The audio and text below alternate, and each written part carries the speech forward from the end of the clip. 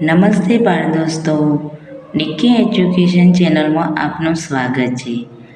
આજે આપણે ધોરણ 7ની સ્વાધ્યાય પોથીના ભાગ 2માં વિજ્ઞાન વિષયમાં પાઠ 3 ઉષ્માનું સોલ્યુશન જોઈશું. તો ચાલો સોલ્યુશન જોઈએ. તો પ્રશ્ન 1. નીચે આપેલા પ્રશ્નો માટે યોગ્ય વિકલ્પ પસંદ કરો. પહેલું છે, બે પદાર્થો એકબીજાના સંપર્કમાં ન હોય ત્યારે તેમાં ઉષ્મા પ્રસરણ કઈ રીતે થાય છે? તો ઉષ્માવહન, ઉષ્માનયન, ઉષ્માવિકિરણ. એક પણ નહીં, તો જવાબ આવશે ઉષ્માવિકિરણ. બીજો છે, પારો પ્રવાહી રૂપ પદાર્થ છે, તે ઉષ્મા પ્રસરણની કઈ રીતે ગરમ થાય છે? ઉષ્માવહન, ઉષ્માનયન, ઉષ્માવિકિરણ કે એક પણ નહીં, તો ઉષ્માનયન. પ્રવાહી પદાર્થને ઠંડો પાડતા તેના કદમાં શું ફેરફાર થાય છે? તો કદ વધે છે, કદ ઘટે છે, અચળ રહે કે એક પણ નહીં, તો કદ ઘટે છે. ચોથો પ્રશ્ન, ઉષ્મા આપવાથી પદાર્થના તાપમાનમાં શું ફેરફાર થાય છે? તો તાપમાન વધે છે. પાંચમું, તંદુરસ્ત માનવ શરીરના સામાન્ય તાપમાન માટે નીચેનામાંથી કયો વિકલ્પ સાચો છે? તો એ અને સી. ડી વિકલ્પ સાચો છે, એટલે એમાં છે એ અને સી, એટલે કે 37°C અને 98.6°C. છઠ્ઠું, કયો એકમ તાપમાન માપવા માટેનો નથી? તો કેલેરી. સાતમું, તપેલીમાં દૂધ ભરીને ગરમ કરવાની પદ્ધતિ એટલે કે રીતમાં ઉષ્મા પ્રસરણ કઈ રીતે જોવા મળે છે? તો જવાબ આવશે બી, ઉષ્માનયન. આઠમું, ચિત્રમાં દર્શાવેલ સાધનથી ડૉક્ટર શેનું માપન કરી શકે? તો હૃદયના ધબકારા, વજન, શરીરનું તાપમાન કે શરીરની લંબાઈ? તો શરીરનું તાપમાન. ઉષ્મા એ ખાલી જગ્યાનો એક પ્રકાર છે. સમય, દળ, અંતર કે ઉર્જા? તો ઉર્જા. વાટકીમાં રહેલો આઈસ્ક્રીમ જ્યારે ઓગળે છે ત્યારે તેના અણુઓ ઉષ્મા ગુમાવી ગતિ વધારે છે, ઉષ્મા મેળવી ગતિ વધારે છે, ઉષ્મા ગુમાવી ગતિ ઘટાડે છે કે ઉષ્મા મેળવી ગતિ ઘટાડે છે? તો જવાબ આવશે ઉષ્મા મેળવી ગતિ ઘટાડે છે. હવે પ્રશ્ન 2. નીચેનામાંથી યોગ્ય વિકલ્પ પસંદ કરી ખાલી જગ્યા પૂરો. પહેલો છે, ઉષ્માનું વહન ખાલી જગ્યામાં ઝડપથી થશે. તો લાકડું, લોખંડ કે હવા? તો જવાબ આવશે લોખંડ. ઉષ્માનું એકમ ખાલી જગ્યા છે. બાર, કેલરી કે લીટર? તો જવાબ આવશે કેલરી. તંદુરસ્ત મનુષ્યના શરીરનું તાપમાન ખાલી જગ્યા હોય છે. તો 98°C, 98.6°M. ઉષ્માનું મંદવાહક પદાર્થ ખાલી જગ્યા નથી. લોખંડ, રબર કે ચામડું? તો જવાબ આવશે લોખંડ.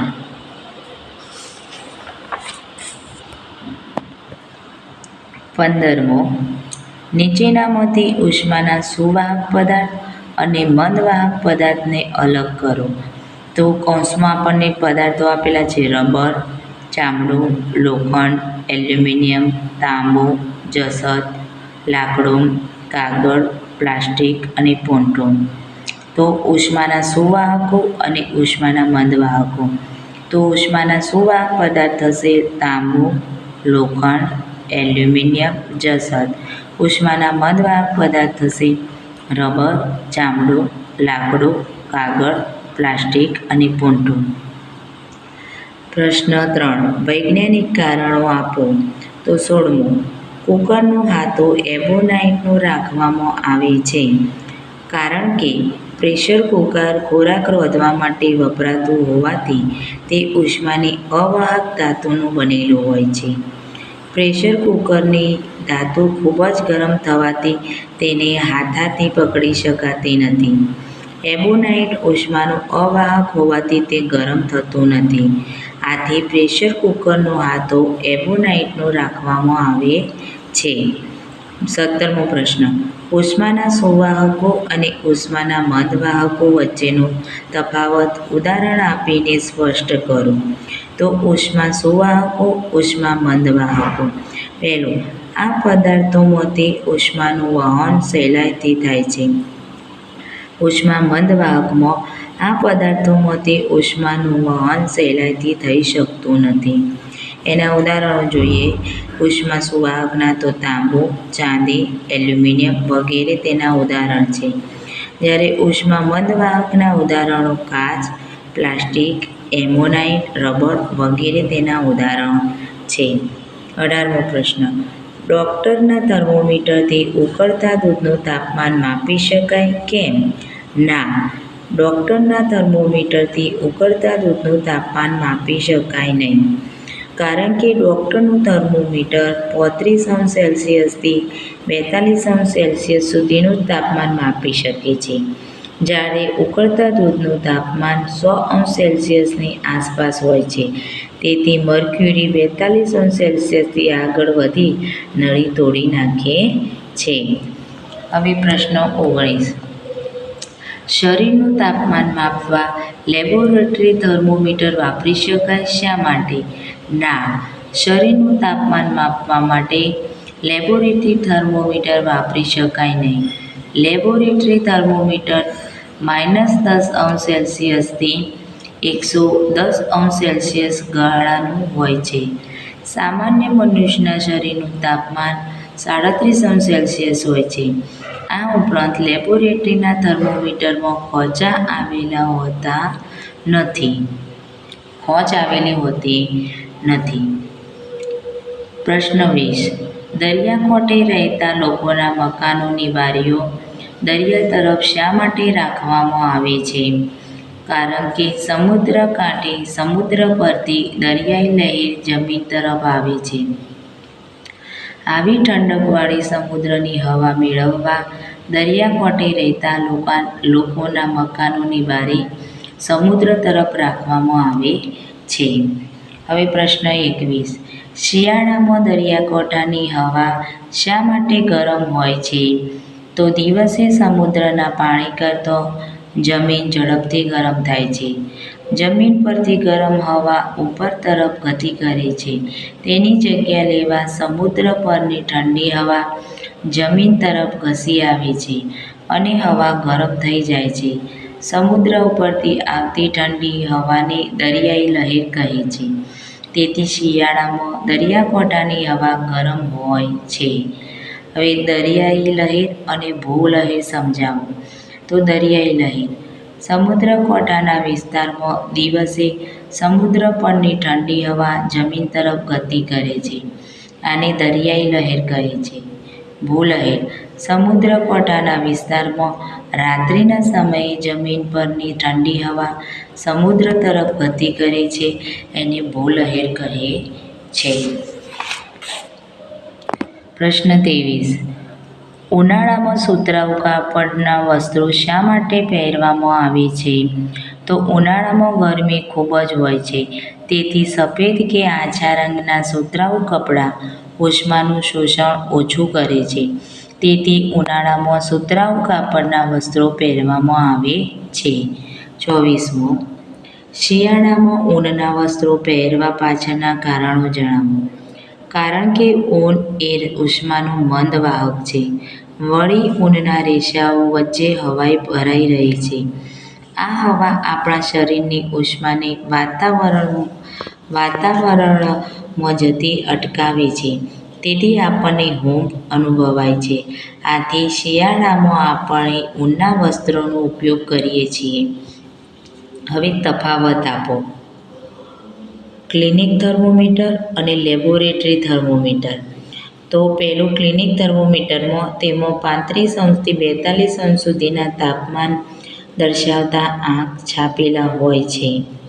લેબોરેટરી થર્મોમીટરમાં -10 થી 110 સુધીના તાપમાન દર્શાવતા આંક 6 આપેલા હોય છે અથવા છાપેલા હોય છે. બીજું, તેમાં ખાંજ હોય છે. તેમાં ખાંજ હોતી નથી. ત્રીજું, તે શરીરનું તાપમાન માપવા માટે વપરાય છે. તે પદાર્થનું તાપમાન માપવા માટે વપરાય છે. 26મું, દૂધ અને ચા વધારે સમય ગરમ રાખવા તમે શું કરશો? તો દૂધ અને ચાને વધારે સમય ગરમ રાખવા માટે અવાહક પદાર્થોમાંથી બનેલી વસ્તુઓનો ઉપયોગ કરીશું, જેમ કે થર્મોસ, જેમાં કાચ અવાહક પદાર્થ છે, જેથી ઉષ્માનું વહન થતું નથી અને ચા ગરમ રહે છે. 27મો પ્રશ્ન, ઠંડા પીણાનું ખાલી કેલેન્ડર લો, તેને આકૃતિમાં બતાવ્યા પ્રમાણે કાપો. ત્યારબાદ તેમાં સળગતી મીણબત્તી મૂકો.